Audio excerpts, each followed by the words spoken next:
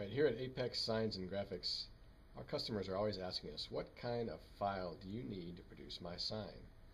Well, this is a simple yet sometimes complicated question. A lot of the factors that are determining factors in what we use are how large is the sign going to be, and what is the use of the sign going to be, how close does it need to be viewed, things like that. So there are basically two different kinds of files. I'm going to show you right here a few different file types. There are rasters and there are vectors. A raster file, such as a GIF, a JPEG, or a TIFF file, is made up of tiny little pixels. You may be used to that term, pixels, from photography. Pixels are just tiny little bits of color. When put together, make an image. The other type of file is a vector file. You may not be familiar with this, but files of this type are usually EPS files or AI files, which is Adobe Illustrator files. Now, a vector file is composed of lines and shapes, solid lines and shapes, typically solid colors. They may include gradients, but generally these are very clean, solid pieces of artwork that are used for logos or solid color applications. Now let me show you a few things here about these files in relation to each other. If you've noticed here in this grouping of files, I've got it going from the smallest to the largest file. Now this 6 kilobyte file is a GIF file. It's a Coca-Cola logo. I'm going to click on this here and I'm going to zoom in on it so you can see what happens when you enlarge a really small file. And by small I mean small in size and low in resolution. All this jagged edge is called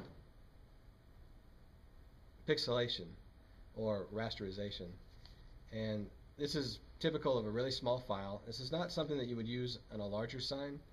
Typically a file like this, for the application that I pulled it off of, would be an image on a website, or some tiny little image maybe on a business card or something like that.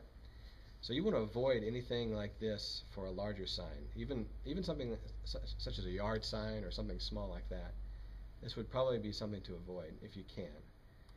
If you look at this here, where it says size under here, 6 kilobytes, one warning sign for size is anything under probably 100 is probably too small for just about any kind of sign.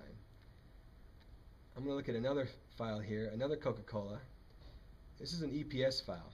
Now you notice the file size here is only 58 kilobytes, which is not much more than the GIF file, but here's the difference. EPS files are very clean files, and they're made of lines, so you don't need a huge file because you don't have a lot of information in there. It's just lines and shapes. So you notice when I zoom in on this as tightly as I want to, it remains clean. It's crystal clear no matter how tight you zoom in on it. So it's not necessarily the size of an EPS or an Illustrator file that matters, because they're all going to be clean. Some will be a little larger than others just because there's more information in there, but a 58 kilobyte EPS file is going to be a lot cleaner than a 58 kilobyte JPEG file. Now I've got two identical images here of different file types that I wanted to illustrate. First one is about a 380 kilobyte file. When I zoom in on it, notice that the detail is pretty much washed out. It's very fuzzy. There's no crystal clear sharpness to this picture. This is a JPEG, about 380 kilobytes. Now I've got the same thing. It's another JPEG, but it's almost 2 megabytes, which is about 5 times the size of the last file. And when I zoom in on this file, on the same detailed area, notice how much more of the detail remains, how much clearer the image is, and how much richer the color is.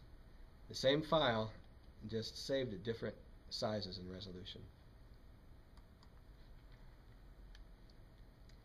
Another file type would be a TIFF file, which is another raster image file. This is that same Coca-Cola image we saw earlier of the vector file.